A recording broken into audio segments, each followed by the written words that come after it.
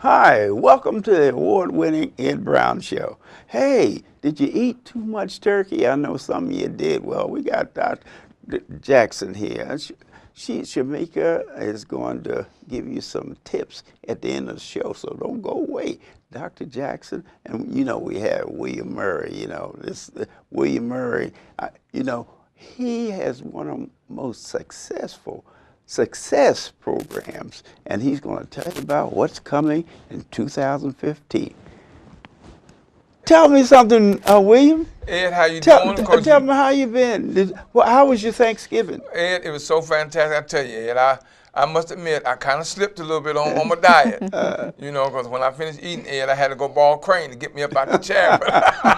I think all of us did a little extra. It was so fantastic, Ed. Just a day of blessing to spend the day with the family, my grandson and my stepson and my son and their family. It was just fantastic, Ed. My wife and I was in our world. Did you do the cooking? I did, Ed. Now don't think this brother can burn now. When it comes to the kitchen, I love the kitchen. Yeah, right. I got my wife spoiled. She don't have to go in the kitchen. Okay, what specialty did you make for Thanksgiving? I made. Of course, the turkey and the dressing. Right. Nobody's dressing is like mine.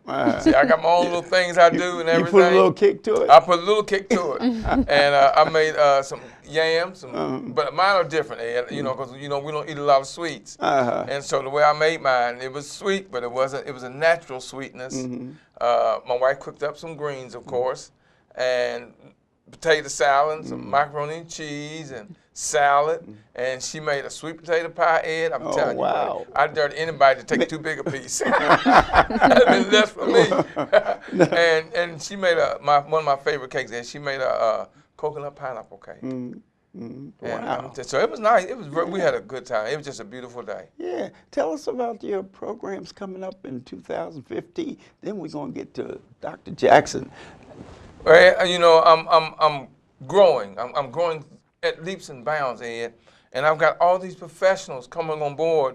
The Murray Group, which is now graduating into the Millionaire Mastermind Institute, because we're going to be traveling. Millionaire Mastermind Institute. Because we're going to be traveling to different cities. If you want us to come and educate you in your city, all you got to do is get in contact. We'll put together a program and come and educate. If it's a business, if it's a college or university, or it's just an organization.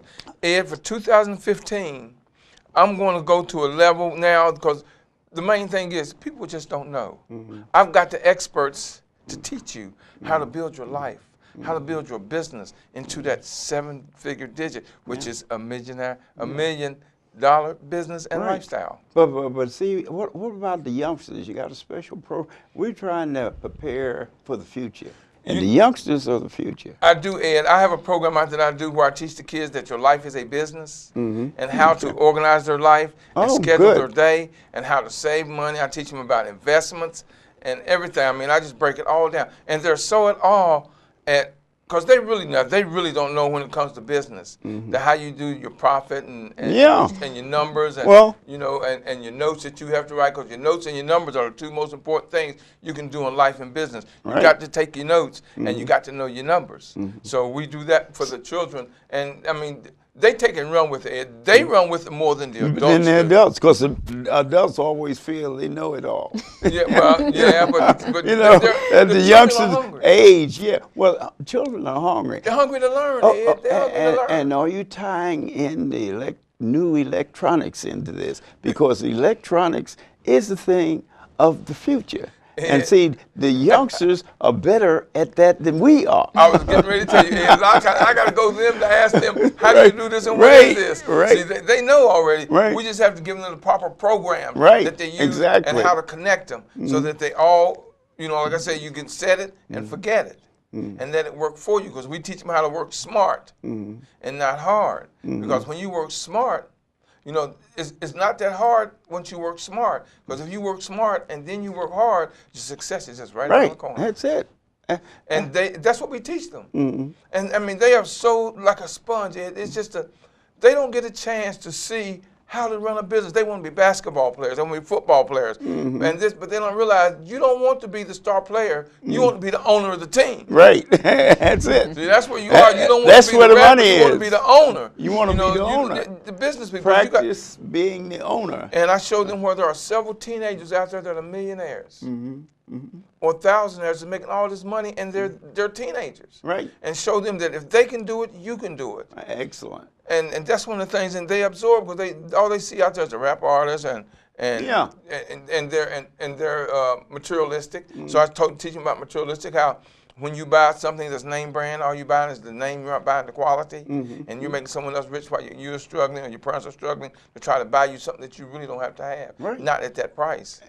Exactly. I teach them about investment. You know, if you're going to buy something, don't buy that. Buy what is equal to that might not be name brand, and the difference, take it, put it away, and buy stock in that item. Because every time one of your friends and somebody buys that, they're putting money in your pocket. Right. And that's an asset. So I teach them the difference. Investment. I teach them the difference between liability and asset. Right.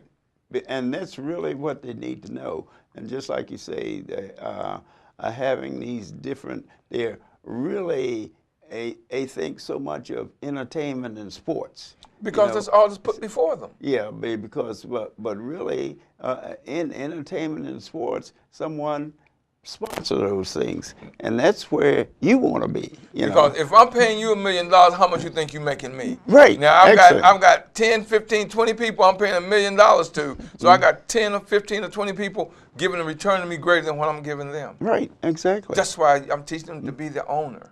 Yes. That's plan B, C, D. Excellent. The greatest successful people are those who are great at plan B, C, D, all the way through to Z. It doesn't matter. Just keep going. Right. And there's so many examples of that. Now, we know about Magic Johnson, but there's other examples of that as far as business is concerned. Now, the program that you're going to introduce coming here in 2015, and you're going to open their eyes to other ideas, because right now there's things like solar heat, solar. What the big thing coming up now is solar. Solar is going to be the magic thing, and what the youngsters need to do is get into business of the future. But you know, Ed, I got to give to a lot of these teenagers out here. They're really brilliant, but they just aren't getting the credit that's due them. They report the bad and don't report the good, when the bad is only 3 to 6% of the population. They aren't showing the other 94 to 96% that are doing good, doing great, or doing better. They want to show the bad, so now that puts a bad rap on the teenagers who are they're brilliant. Yeah. The technology. The exposure that that's the key. All these technology companies, Ed, look who's doing all the work. It's the young ones doing all this work. Old heads like us don't know about it. You go look at Google. You go look at Facebook. You go look at Twitter. You go look at LinkedIn, Pinterest. All of their people that's behind the scenes are young people. That's it. Because they understand the technology. That's involved. They just need someone to guide them and make sure that what they're doing is productive to the future. And that's what I'm teaching them, how to be productive to the future. One of the things, too, we want to get in and make sure we give Dr. Jackson an opportunity here. I want her to make sure that they understand that health goes with wealth. You know, Ed, she's teaching me so much. As much as I know, we talk about health. This young lady right here is teaching me so much about my body, and how to correct it, and the exercises and the stretches, and how to line myself. Ms. Jackson, go ahead and just educate the world, darling. Yeah, tell us about the different things. We're talking about wealth, but just like I said, wealth and health, they go together. Yes. Because, you know, if you're not healthy, then wealth don't mean anything. There's no value. Exactly.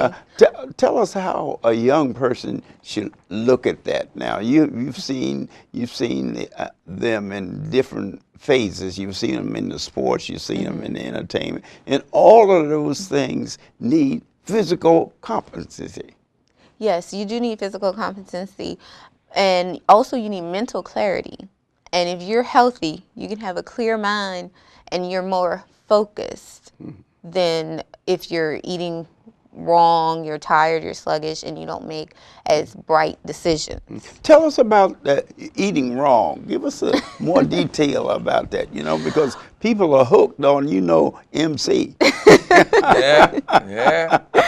Yes, a lot of people are sodas and fast foods, and nowadays the fast food, well, not the fast food, but the soda companies, Pepsi, I believe, and Dr. Pepper, and I think Coke have gotten together. I see it on TV all the time. And they call their movement, Mix It Up, teaching kids that, okay, if you're sitting on the couch and you have a lazy day, then you should eat lighter. You should have that salad and you should have some water. Versus Hey, say that again. Water. Yes, you should have water. Most of us are not conscious of that, how important water is. I think we emphasized that before. Yes, yes. The last time I did say water is very important and you should have it. But unfortunately, we have to look at the fact that people drink other things than water. Right. And so if you are going to consume a sugary beverage like a soda, what I suggest you do is get out and make sure you exercise. And because exercise and weight regulation helps your bones and joints because you don't have as much pressure on them.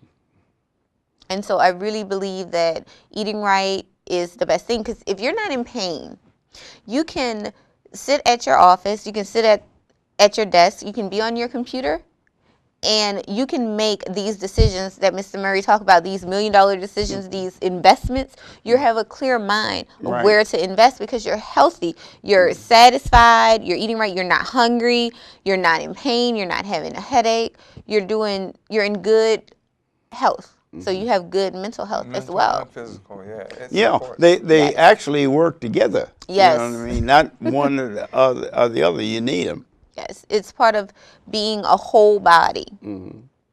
Yes. And so being a whole body, what we're going to do later on at the end of the show, you're going to give some exercise for some people that like to sit in the chair all the time. Yes. Before we use the ball, and what we're going to do at the end of the program, Dr. Jackson is going to give us some ideas of how you can exercise in a chair. I think all of you have more chair time than anything else. Yes, especially nowadays, as you were saying, with the electronics, a lot of people are sitting. You're sitting at your computer, your laptop, doing a lot of different things, not just watching TV. You're sitting doing everything. So I'm going to show a couple exercises you can do, mostly stretches, because stretching is very important. You don't want to sit for long periods of time and your muscles stiffen up on you, and when you get ready to stand up or move, they're stiff. Because again, muscles, if it's stiff and you stay sedentary for a long time, it's kind of like a sponge, a dry sponge. If you move it, it'll tear, just like muscle fibers. But if you lubricate it, just like if you wet a sponge, it's very pliable. You can move it, left, right. So you can even twist it, and it's fine. So that's what you want to do. You want to stretch, get the blood flowing, so your muscles will be like wet sponges. Well, how often do you think an individual, that's in a position like that should have a checkup? Most of us, if we're not hurting, we don't get a checkup. If some, what do you call preventive care? Yeah. Well, care. Most of us should get a physical at least every year. And if you have some kind of pre-existing condition, such as high blood pressure, heart disease, something like that, most times for my patients that I am doing wellness care with, wellness/preventative care, I see them once a month just to kind of check, make sure everything's good, and if everything is fine, that adjustment to that extremity or to that spine is enough. And the most important thing I tell them, when they're consistent with their care and they come in for that once a month treatment, if something does happen, such as a car accident or a fall or an injury, they bounce back faster than someone who is not getting care. Yes. And as you know, the older you get, you don't heal as quick. And the little things you do now are going to be big things later on. That's the reason she is strict on. First question she asked you, how much water you drinking? Yes. People say, well, it's not about me, I feel good now, but you're not always going to be the age you are right now. And as you get older, it's going to catch up with you. That's the reason your diet and your exercise is very important right now. Right. Because it's like a car. Car don't break down all of a sudden at one time. It's gradual. Well, that's your body. The water is the oil to your body. Your diet is the nutrition to your body. And if you don't feed it right now, oh, trust me, you are going to pay for it later. Right. You don't wait to get the disease and start saying, well, I'm going to do better. No, you do now so you won't have the disease. Yeah. Okay, well, tell us, Dr. Jackson, what about, you know, one of the things with senior citizen, one of their principal problems is falls. Now, how do you think that they can start to prevent falls? I mean, they slip in the bathtub or slip going up the stairs with maybe ice and snow coming out, you know, and they go on the sidewalk. Falls, I think, is one of the things that a chiropractor, I know you get a lot of people in. And well, what are the preventive things for that? Some preventative things you can do. I'm going to give this word. It's kind of a big word, but it's proprioception. Proprioception is defined basically as your mind knowing where your body is in time and space. For example, I know that my feet are on the ground and how they are placed. Now, the reason why that's very important is because if you decide, if you're walking, step down on a curb, off of curb, you need good proprioception to be able to feel, to tell your other muscles, okay, this is unsteady, this may be a crack, and it just is a split-second decision that your body makes to have certain muscles tighten up, certain muscles relax, so that you can walk safely. A lot of times as you get older, your proprioception decreases, which means your body does not know how to plant itself firmly. Right. And that's what causes a lot of falls. One way you can do this, you can have a can or an empty bottle and kind of just roll your feet over that bottle, and your foot would do a motion something like this. And what that'll do is kind of retraining your brain to say, okay, this is the proper way to have gait. This is the proper way to walk. And it'll kind of train your brain how to keep stability back with your feet. Wow. See, that's very important. People, people, you know, whereas for 50 years you go across the street or you do something, you don't think of those things, especially, and when you get older, you have to think about where you're walking, what the conditions are, whether it's grass, concrete, or whether it's steps or what, and you prepare yourself mentally to get over that hump. I think that's one of the things that happened that a lot of seniors don't. They want to walk like they did when they were 15 and 14. And the stride that they take, they can't take the same stride that they took when they were a teenager. Well, see, the thing is, once we learn how to walk as toddlers, that is it for us. No, we don't think about, okay, I need to keep up this skill. We don't think like that, but you do have to keep up this skill. I know it sounds very funny, but you do have to keep up the skill of being able to walk and step down, because if you look at a child's posture, that child's posture and their gait is flawless. Yes. Right. You look at automatic. Someone else's, an older person, and as they get older, you may see them walk with a little twitch from, I don't know, looking cool, or they favor one side or something. But you shouldn't walk like that. Right. And that's what you asked me about 2015 and the goals with the clinic as far as that. Is to basically teach everyone, give them more ADLs, activities of daily living, teach more of that in my practice. You should, the proper ways to bend, the proper ways to sit, the proper ways to walk, and give them these exercises to help.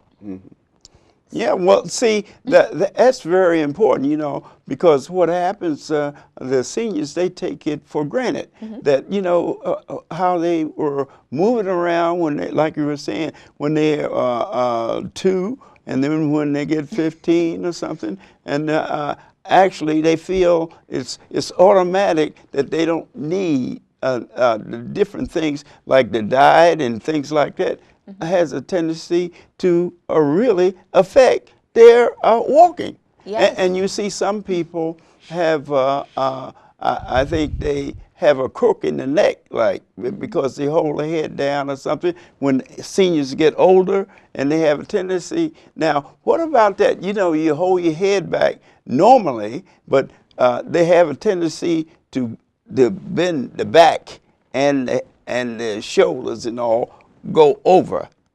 Yeah, what that is now it's become their holding pattern. And a lot of that's why stretching is so important. All right. Everything we do causes us to go forward. Right. We pick up children going forward, we pick up groceries, our computers that most of us work on are forward, so we're always doing this motion. We're never doing a back motion. And this is what we need to do. We need to strengthen. So what happens is the back muscles stretch a lot because they're getting a lot of stretching by doing all this forward motion. But our anterior muscles, our front muscles, are contracting. And over time, if you're not giving that a balance, they will be contracted. That will become your holding pattern. That's why stretching is very important. Stretching is very important. And it's kind of like Mr. Murray said, what he does with his youth. He teaches them early. Yes. I think teaching the kids early, when I speak to my patients, I ask about their families. And if they have kids, I kind of give them tools that they should have with their kids. Because, again, you should train them young. And that way, they'll grow up to know. I do that with my children all the time. I have a teenage girl and a little boy that's 5. Teenage? Yes. All right. Oh, wow. And I teach them at 5 years old, my son knows what a chiropractic adjustment is. He's been being adjusted since he was 2 days old. Yes. It's a difference. And it's a difference. They know how to sit up straight. And at home, I'll watch them. And they are sitting up straight. And it's interesting because my son, he's 5. Most 5-year-olds, if you go to their classroom, all the kids are pretty much straight because they are still young. You get to middle school where my daughter is, and you'll see the slouching and their bottoms are in the midway in the chair, things like that. And I try to get them sit up. Sit up straight is very important. Actually, they de-emphasize that now.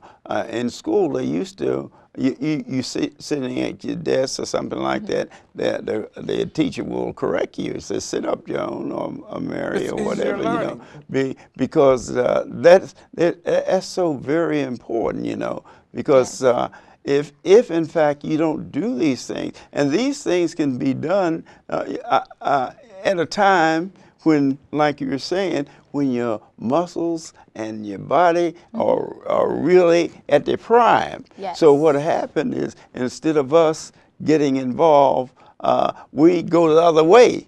We favor, just like we favor the neck and back to the point, and then we don't know how to properly adjust our weight, because some of us put on a few pounds, you know, before and after we become a senior, they put on these pounds, and what happened is that they have to adjust their walk and everything like that. The gait in which they walk on, where you find some senior citizen, they shuffle instead of picking up their feet. Now, tell us a little bit about that.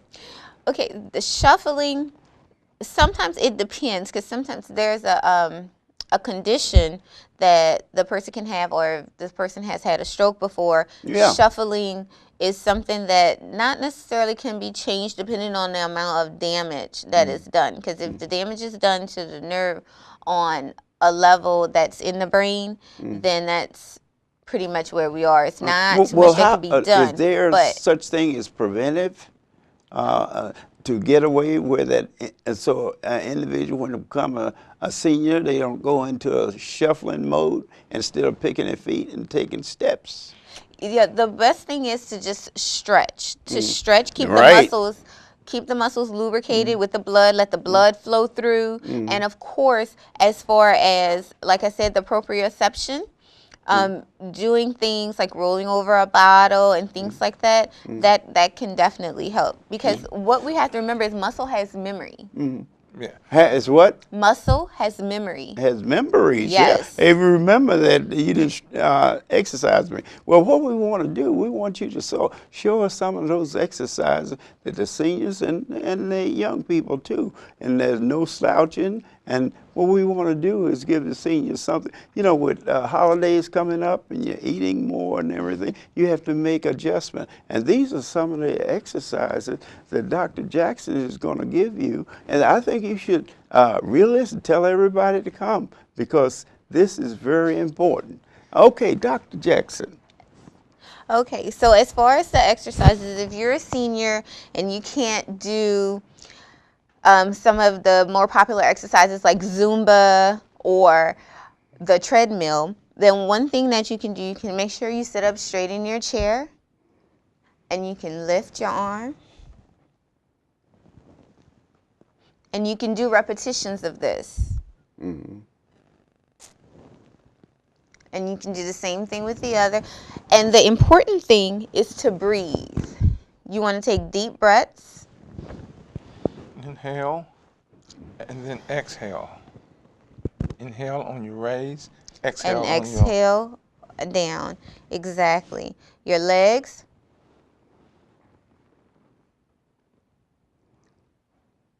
And you know, Ed, people don't realize how important it is, just these little things they do, that she's showing you, what they do for you. They keep you limber, they keep you active, and they keep your blood flowing. Okay, Dr. Jackson. Right here.